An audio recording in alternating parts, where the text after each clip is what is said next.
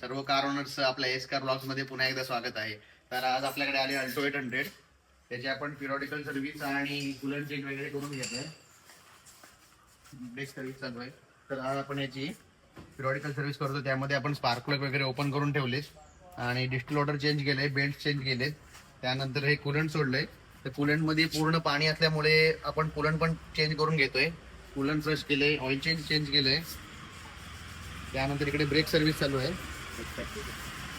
हे ब्रेक चांगले असल्यामुळे क्लीन करून परत फिटिंग करून घेतोय आणि कॅलिब्रेसिंग करून घेतोय ब्रेकचे. पुढच्या ब्रेक सर्व्हिस नंतर मागे लायनर सर्व्हिस करतोय. लायनर सर्व्हिस पूर्ण इकडची करून झाली, क्लिनिंग करून झाली. आता फक्त फिटिंग करायची बाकी आहे.